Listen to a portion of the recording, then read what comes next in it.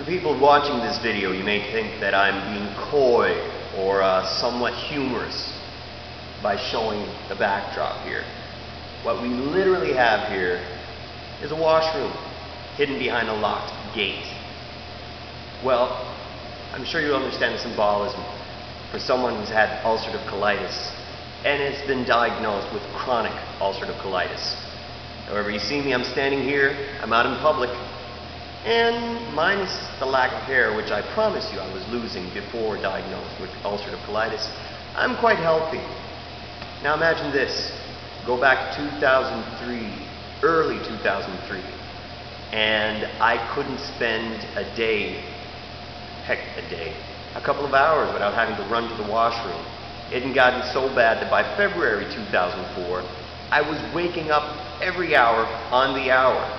And I knew if I was awake, it was for one reason only. So I had to rush to the washroom before, well, like I said, those with ulcerative colitis know what comes next. But you see me standing here, out in public, and I'm obviously not scared of not being able to reach that washroom, even though this gate here is very well locked. Now, what did I do to get out of this? I didn't get a J-pouch. I didn't get my colon removed.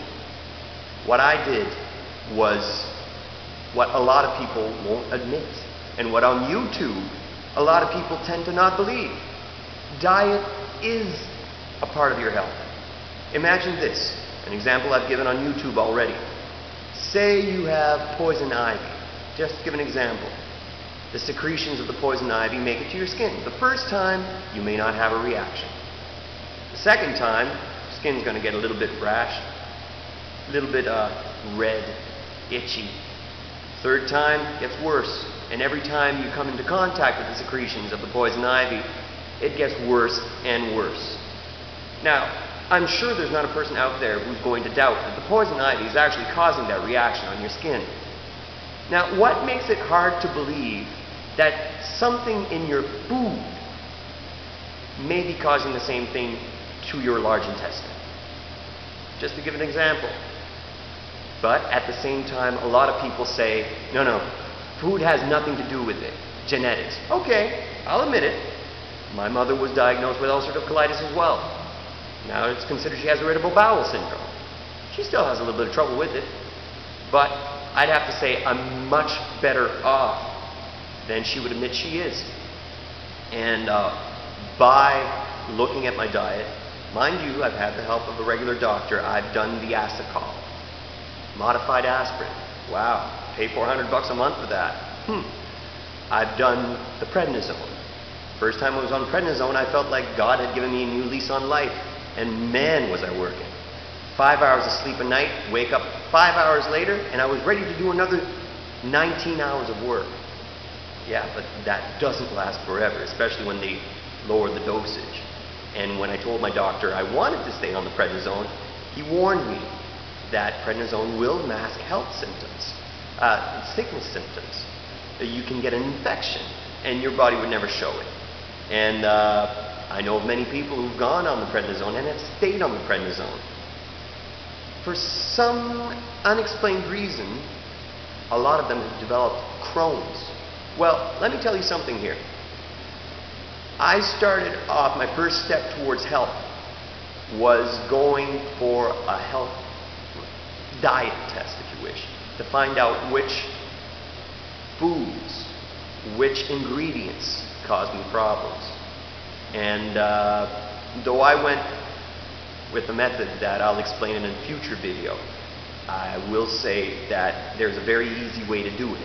Keep track, keep a journal of what you're eating, and notice if 10 minutes later you have to run to the washroom, if 2 hours later you have to go to the washroom, if 24 hours later that you have to go to the washroom really fast, start evaluating, okay, what did I eat? What if I don't eat this time?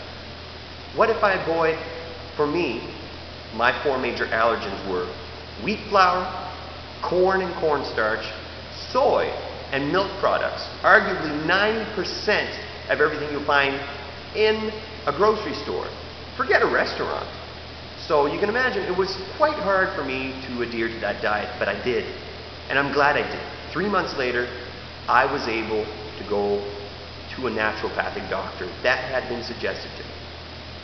Mind you, I was skeptic, very skeptic, especially when the regular doctors couldn't do that much for me.